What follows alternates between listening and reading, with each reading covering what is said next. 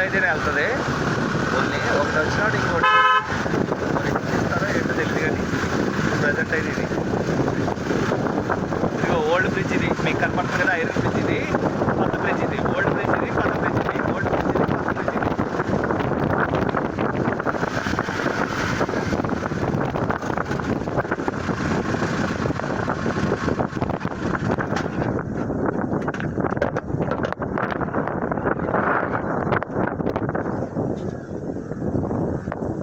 అంటే ఇలా 2 minutes chance ఉంది కాబట్టి 2 మినిట్స్ ఛాన్స్ ఉంది.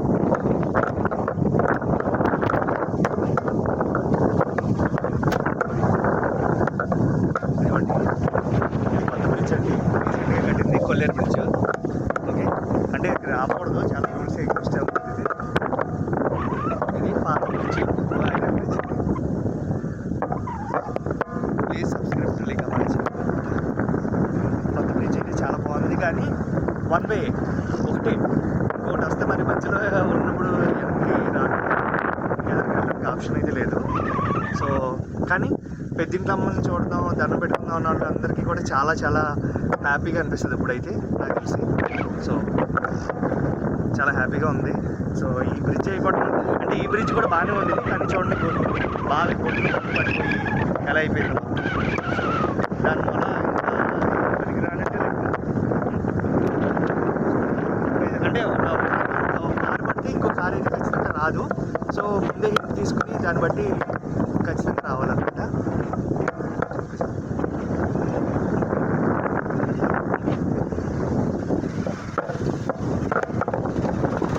Please subscribe to my channel. అంటే బండి కూడా విపరీతంగా కష్టంగా వెళ్తుంది. చూడండి, స్పేస్ ఎక్కువ ఏం లేదు, జస్ట్ అలా స్పేస్లో ఉంది.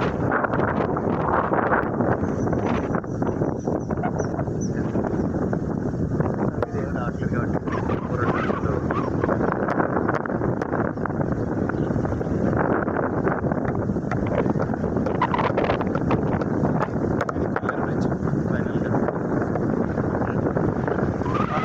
తల్లి బ్రిడ్జ్ అనాలి. కొల్లేరు బ్రిడ్జ్ అంటే అవి కూడా అంతే.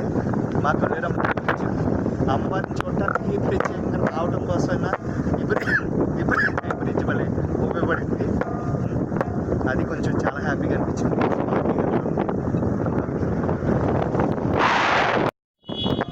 ఇదిగో చూడండి, ఎమర్జెన్సీ ఆలోచన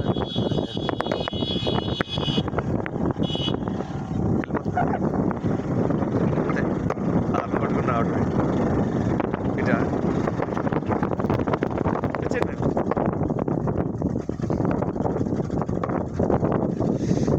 బురద అయిపోయింది బాగా. వెళ్ళిపోతుంది, ఎలా వెళ్ళిపోతుంది చూడండి, ఇటు నుంచి వెళ్ళిపోతుంది.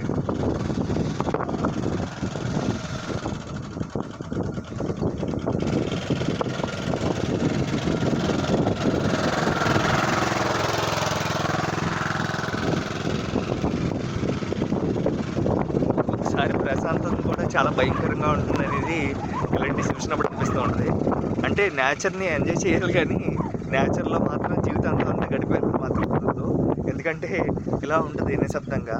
అప్పుడు మీకు ఏమనిపిస్తుంది? నేను వచ్చేస్తున్నాయి చూడండి, ఆటోలో అయితే వచ్చేస్తున్నాయి. సో ఇప్పుడు చూపిస్తాను చూడండి, వస్తుంది చూడండి.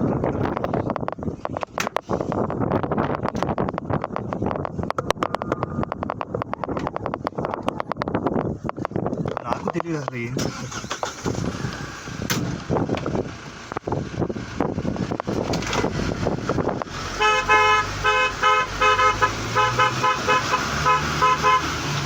Bye bye. కొన్ని పాత అయితే చాలా మిస్ అయితే, ఎందుకంటే ఇది యూనిక్ స్టైల్లో ఉంటుంది నాకైతే. చదివండి, మామూలు ప్లేస్ ఉంటుంది కదా. మరి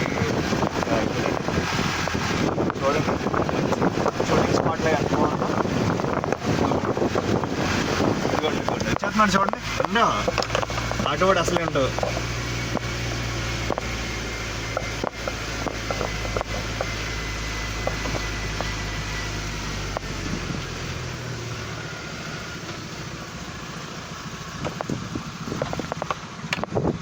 కొన్ని చిన్న స్టోరీ ఏంటంటే, అప్పుడు ఈ ఊర్లో ఉన్న పెద్దోళ్ళందరూ కలిసి గవర్నమెంట్ని, అంటే పెద్దోళ్ళందరూ కలిసి కొన్ని పేపర్లు రాసుకుంటూ ఉంటారు ఊర్లో, ఇలా భోగం మేళం జరగాలి, లేకపోతే ఇలా రావాలి అని.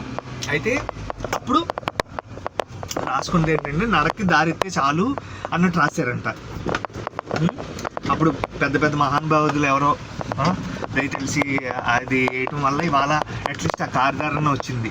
నిజంగా ఆ పెద్దోళ్ళు చెప్పినట్టు ఇప్పటికీ ఆ దారి పడింది. మామూలు దారి అయితే, నడక దారి అయితే అసలు ఇటు పక్కకి వెళ్ళటానికి కూడా, అమ్మవారిని చూడటానికి అటు నుంచి ఇటు పక్క చిటి రావడానికి చాలామంది ఇబ్బంది పడతారు.